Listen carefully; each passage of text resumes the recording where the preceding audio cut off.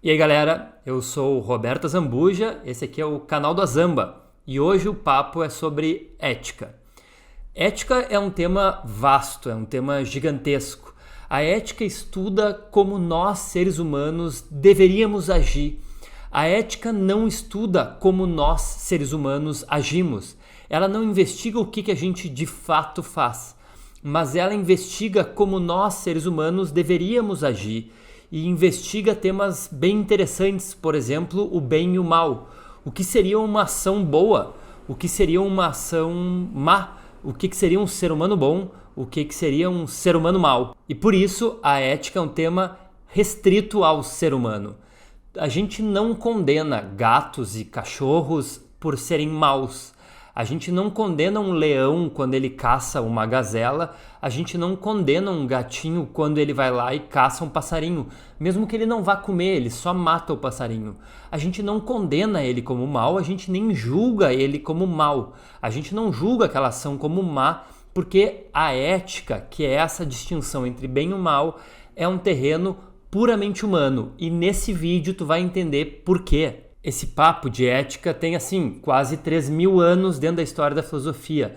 E hoje a gente vai ver um ponto, e bem pequeno, que é sobre o Kant. Mas tem uma coisa que todos os filósofos concordariam que é um ato bom, que é uma ação boa, que é tu dar um like nesse vídeo.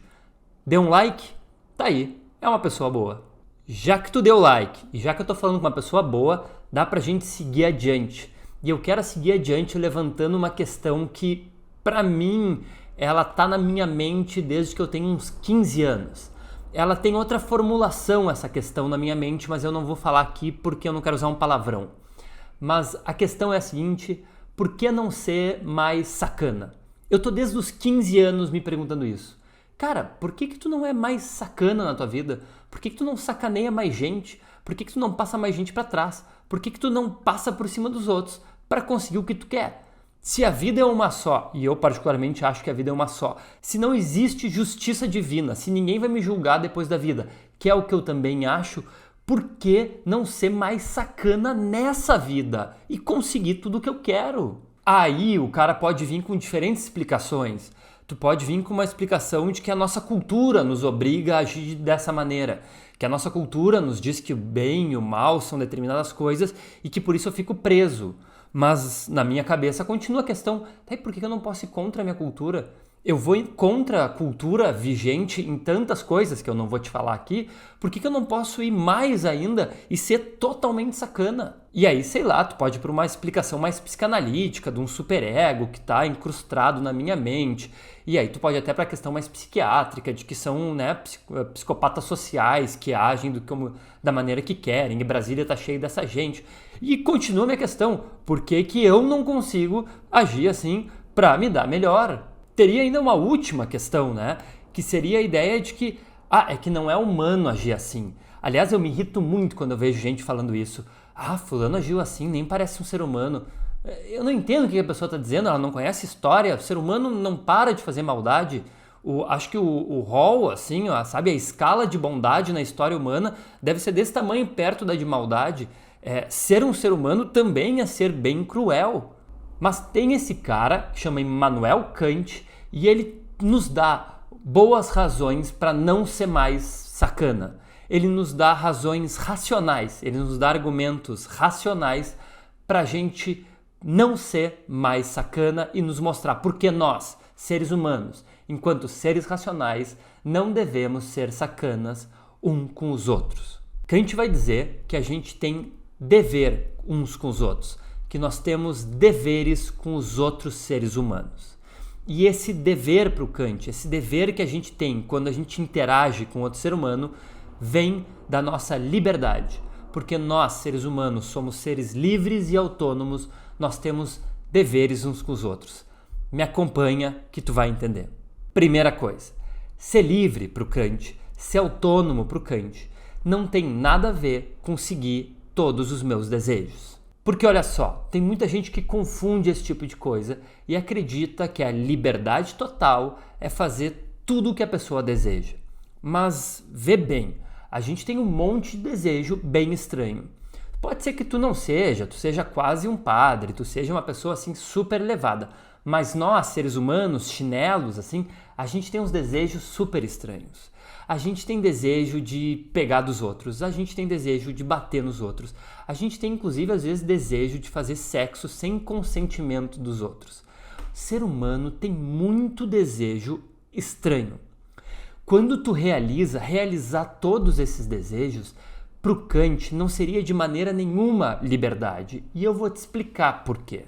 É o seguinte, o leão, tu deve ter visto já talvez no Discovery Channel em algum lugar, mas o leão macho, quando ele chega num lugar e tem outro leão macho com as suas fêmeas e eles brigam, o leão que veio de fora, se ele ganha essa briga, ele em geral mata todos os filhotes que o leão outro deixou. A fêmea do gafanhoto, quando depois de copular com o gafanhoto, ela devora a cabeça desse gafanhoto.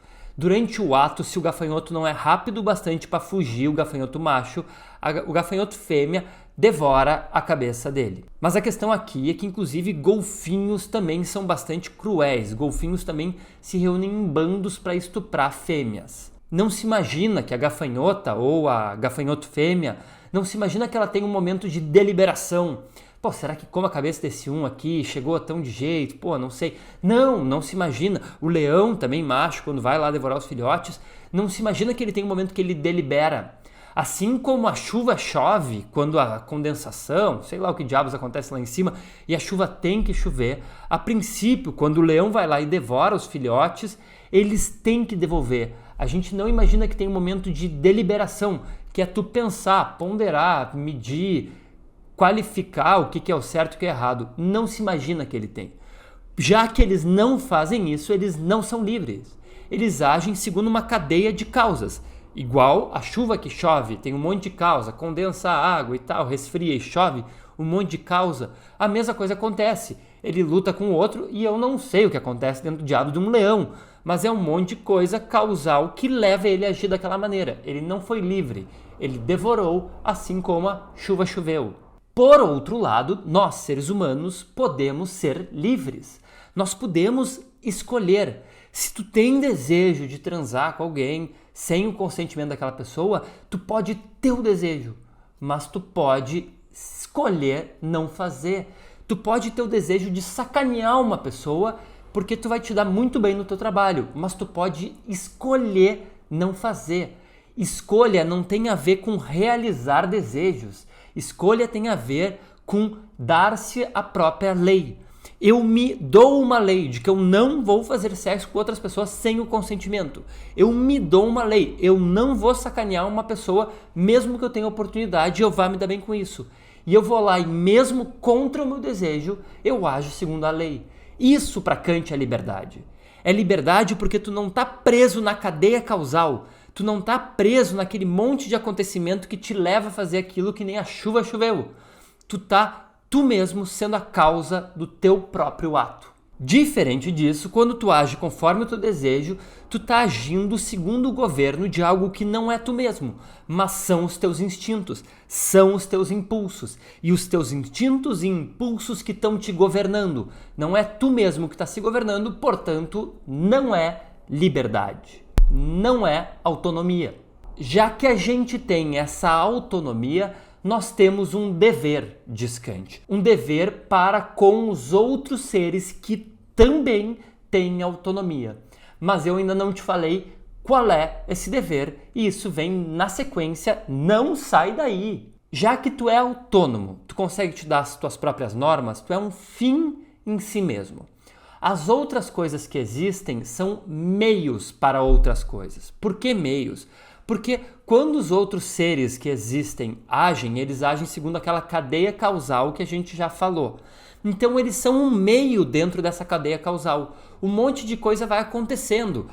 Sei lá, o leão briga com outro e aí ele tem, sei lá, tesão. De novo, não sei como é que funciona a mente de um leão, o ser de um leão, a psique de um leão. Mas aí ele vai lá, tem tesão e aí isso deve gerar uma vontade dele matar os outros filhotes, não sei diabos. Eu sei que no meio, ele é um meio, ele está dentro dessa cadeia causal e ele age segundo essa cadeia de causas. Tu não. Tu tá lá e sei lá, porque tu é um animal e tu é um bicho como qualquer outro bicho, tu pode ter lá e tu tem uma vontade, tu tem um desejo, né, para usar o termo correto. Tu tem um desejo de fazer alguma coisa violenta ou de comer alguma coisa ou não sei do que, tu tem um desejo. Mas aí tu poderia agir conforme esse desejo e tu seria um meio dentro da cadeia causal. Mas tu consegue ir lá e te impor uma lei. Então tu é um fim em si mesmo. Tu tá dando a tua própria norma, então tu é um fim em si mesmo.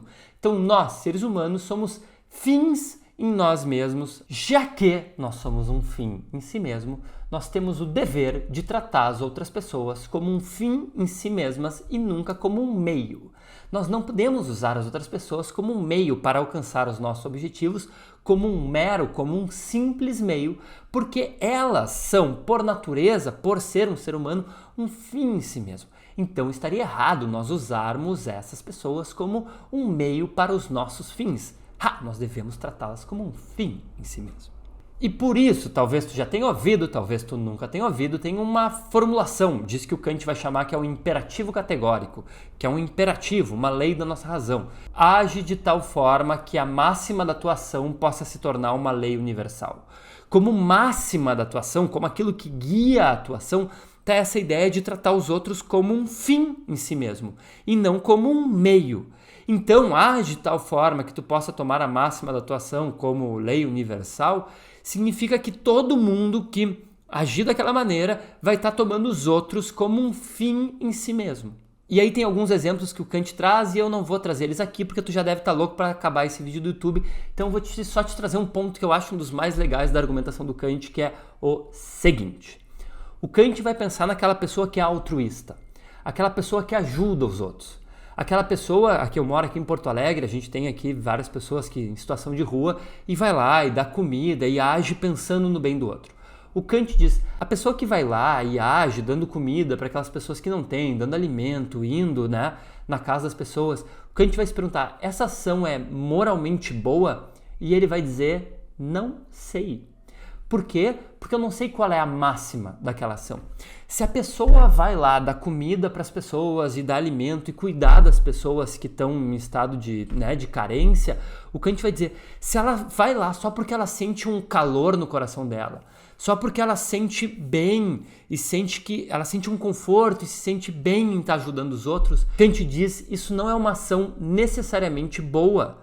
Porque o que ela deveria fazer é, eu vou lá porque eu sei que as pessoas que estão necessitadas são um fim em si mesmas e elas merecem ser cuidadas e receberem as coisas como um fim em si mesma. Mas se a pessoa vai lá por afeto, se a pessoa vai lá por desejo, se a pessoa vai lá por sentimento, Kant diz que essa ação não é necessariamente boa do ponto de vista moral, porque a pessoa podia sentir outra coisa e ela agir de outra maneira. E por isso que ele vai dizer que o misantropo, que é o ser humano que não gosta do outro ser humano, mas vai lá e ajuda, tem uma ação moralmente mais elevada do que gosta dos outros. Porque o cara que não gosta, ele não queria estar lá, ele não queria ajudar, mas ele vai ajudar porque ele percebe que é um dever, ele percebe racionalmente que é um dever dele estar lá. Já o que vai ajudar porque tem um sentimento bom, ele se parar de ter aquele sentimento, ele pode abandonar. E ele não está fazendo aquilo por uma percepção racional do dever, mas por um sentimento. E ele já provou que agir por sentimento não é um bom critério para ver se uma ação é boa ou mal moralmente. Esse tema é muito interessante. Se tu te interessou mais ainda por ele, procura, tem muita coisa na internet. Vale a pena quebrar essa tua cachola com ele. Para completar, gostaria de dizer aquilo que Kant, Hegel, Nietzsche, Sartre, todos concordariam. Dá um like nesse vídeo se tu viu até aqui, porque provavelmente tu gostou, se tu viu até aqui filosofia tu gostou. E se tu ainda é mais legal, compartilha com a galera. É isso aí, galera. Eu sou o Azamba, esse aqui é o canal do Azamba. Nos vemos numa próxima. E daqui a, 1 ou 2 semanas, sai um vídeo de Nietzsche. E eu adoro Nietzsche, tenho sentimento por ele. Então eu já aviso, se inscreve, porque vai ser bom.